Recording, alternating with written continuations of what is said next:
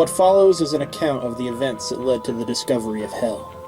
In the year 1555, an internal conflict within the Holy Roman Empire of Germany was tearing the nation apart. This conflict was fueled by disagreements over religion. A result of this conflict was the ruling House of Habsburg having their rule contested. This caught the attention of many of the empire's neighbors, including Spain. Seeing a chance to weaken the Habsburgs, who supported the Catholic Reformation, they, as well as several other countries, secretly aided the Protestants opposing the Habsburg.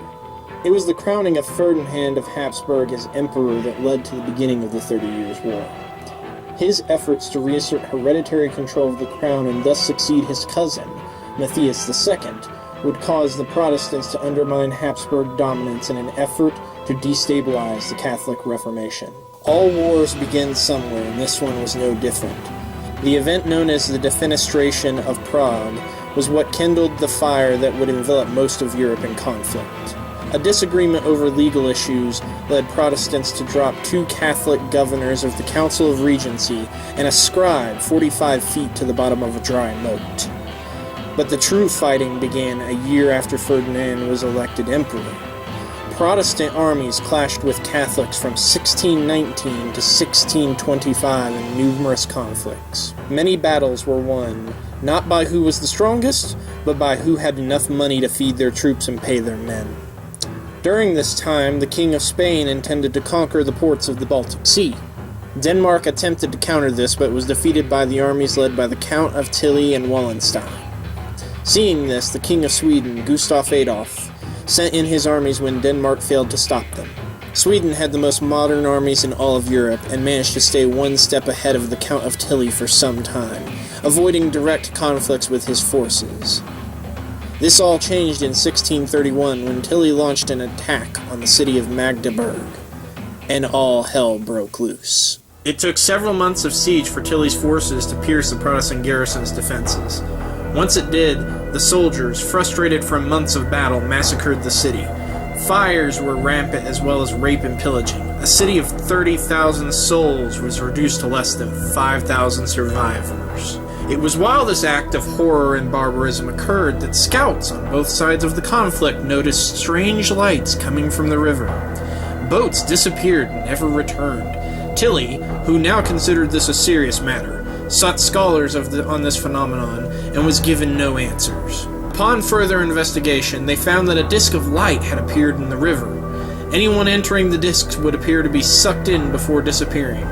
Eventually, a gigantic crane was constructed over the disk, and explorers into it were able to return. They spoke of an underground river filled with the dead, who spoke all the languages of Europe, and the previous missing that had been swept in the disk had made a camp on its shores. But not all news was good. The survivors were constantly beset by horrible beasts that dwelled near the river. Monstrous horrors that were the thing of nightmares. At this, Tilly commanded all his men, leaving a small garrison into the disk to explore this strange world. Eventually, he himself decided to go and command his troops directly. With his fellow Field Marshal Pappenheim, they descended below to find a world of crimson rocks wrapped with fire that burned like ash upon fields of bone. Organizing his troops against the monsters, which he now believed to be the demons of hell, they set up a military base camp on the shores of the river.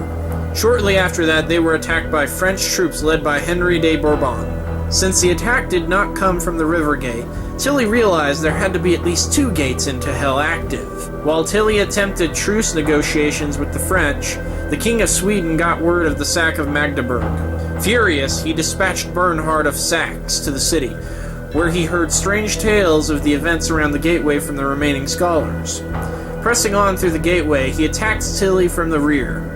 The French turned on Tilly and his men, and a vicious battle took place that would come to be known as the Battle of the Styx. Soon both sides called a truce as demons were also attacking.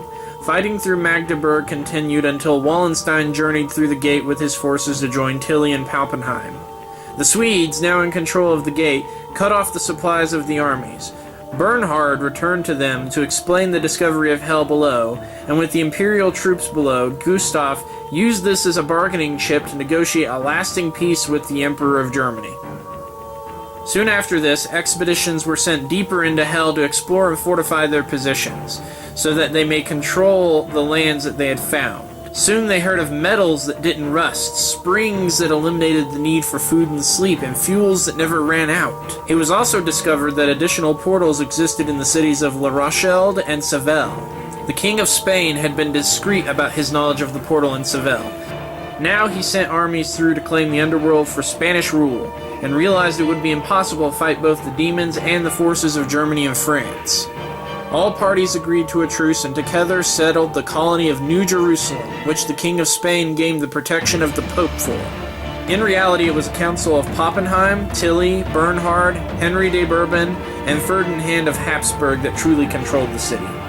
Back in Europe, conflicts had reduced, given most of the experienced generals and troops were exploring Hell. The Holy Roman Empire of Germany split into Protestant and Catholic states, and thus the rulers turned their attention to the lands below. New Jerusalem was mostly a military colony at first, and their numbers severely depleted from the Battle of the Sticks. They eventually learned that there were two types of creatures that resided in Hell: the monstrous demons that raided them daily, and the lost souls of the damned. The damned ones were mostly docile and easily enslaved to help build the colony. Since most of the military were also men, a great deal of the damned were forced into prostitution, and also put to work doing the most laborious of tasks. Demonologists also started to flock to the colony, and upon discovering these unnatural vices and the flesh trade below, reported it to the Pope. Deeply shocked, the Vatican attempted to remove the council from power, but the rulers who supported them, fearing open rebellion from the military armies present, enforced the council's rule, thus removing the Vatican completely from control of New Jerusalem. Eventually, though, the costs of expansion and supplying the colony led to the demobilization of all but a quarter of the present troops. With no wars left in Europe to fight, and many unwanted anyway, the remaining 3/4 of the military armies decided to settle in the colony, becoming adventurers, explorers, and mercenaries, all seeking to scrape out a living in Hell. The council, for all their differences spiritually and culturally, became a tightly bonded team running the colony. They discovered that trade routes could be set up between the three gateways, as the journey through Hell was a shorter distance than some overland routes in Europe. This allowed them to bypass many local town and state trade taxes. This led to all manners of people flocking to this new trade hub in the lands below, and alchemists seeking the prima materia, the substance that would unlock all the secrets of existence. Soon after, the European Westerners found that they were not the first to journey into the circles of Hell itself. But that is a tale for another day.